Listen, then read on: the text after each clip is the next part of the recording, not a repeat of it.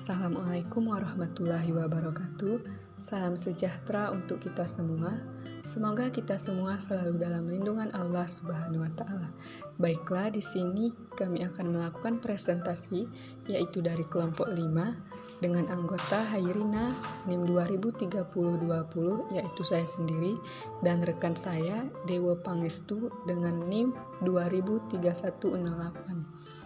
Dan dengan judul menguasai metode penelitian pendidikan kualitatif. Untuk materi pertama ada pengertian penelitian kualitatif yang akan dibacakan oleh saya sendiri. Menurut Creswell pada tahun 2010 menyatakan bahwa penelitian kualitatif merupakan metode-metode untuk mengeksplorasi dan memahami makna yang oleh sejumlah individu atau sekelompok orang yang dianggap berasal dari masalah sosial atau kemanusiaan. Kemudian, menurut Moleong pada tahun 2014 menyatakan bahwa penelitian kualitatif adalah penelitian yang bermaksud untuk memahami fenomena tentang apa yang dialami oleh subjek penelitian. Contohnya perilaku, persepsi, dan lain sebagainya.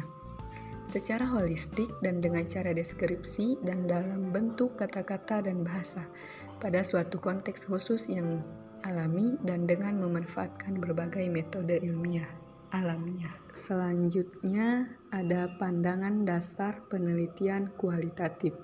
Menurut Anselm Strauss dan Juliet Corbin, penelitian kualitatif dimaksudkan sebagai jenis penelitian yang temuan-temuannya tidak diperoleh melalui prosedur statistik atau bentuk hitungan lainnya. Penelitian kualitatif umumnya digunakan dalam dunia ilmu-ilmu sosial dan budaya. Penelitian itu umumnya dilakukan berkaitan dengan tingkah laku manusia dan makna yang terkandung di balik tingkah laku itu yang sulit diukur dengan angka-angka. Penelitian kualitatif merupakan penelitian yang berpangkal dari pola pikir induktif yang didasarkan pada pengamatan objektif partisipatif terhadap fenomena sosial. Baiklah, selanjutnya itu karakteristik penelitian kualitatif. Yang pertama itu menggunakan latar alamiah atau pada konteks dari suatu keutuhan atau unity. Yang kedua itu instrumennya adalah manusia, baik penelitian sendiri atau dengan bantuan orang lain. Yang ketiga itu menggunakan metode kualitatif. Yang keempat menggunakan analisis data secara induktif. Yang kelima lebih menghendaki arah bimbingan penyusunan teori substantif yang berasal dari data. Yang keenam itu mengumpulkan data deskriptif atau dalam kurung kata-kata atau gambar atau bukan angka-angka. Yang ketujuh, lebih mementingkan proses daripada hasil. Yang kedelapan, menghendaki adanya batas dalam penelitiannya. Yang kesembilan, meredefinisikan validitas, reliabilitas, dan objektivitas dalam versi lain dibandingkan dengan yang lazim digunakan. Yang ke-10 itu menyusun desain yang secara terus-menerus disesuaikan dengan kenyataan lapangan. Yang ke-11 menghendaki agar hasil interpretasi yang diperoleh dirundingkan dan disepakati oleh manusia yang dijadikan sumber data. Selanjutnya itu menggunakan metode penelitian kualitatif.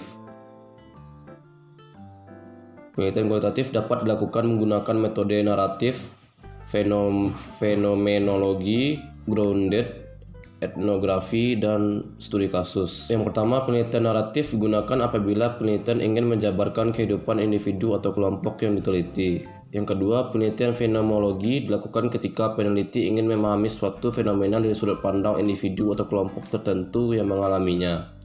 Yang ketiga, penelitian grounded sharing digunakan dalam riset ilmu sosiologi. Grounded menuntut peneliti untuk membuat deskripsi, teori mengenai proses, tindakan atau interaksi yang murni dari partisipan.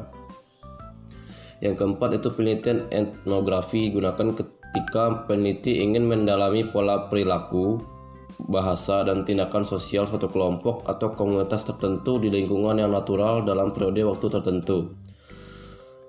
Dan yang kelima, penelitian studi kasus ini diterapkan untuk menyelidiki dan menganalisis suatu kasus secara mendalam dan dari berbagai perspektif. Baiklah, hanya itu yang dapat kelompok kami sampaikan. Jika ada yang salah, kami mohon maaf. Wabillahi taufiq wal hidayah. Wassalamualaikum warahmatullahi wabarakatuh.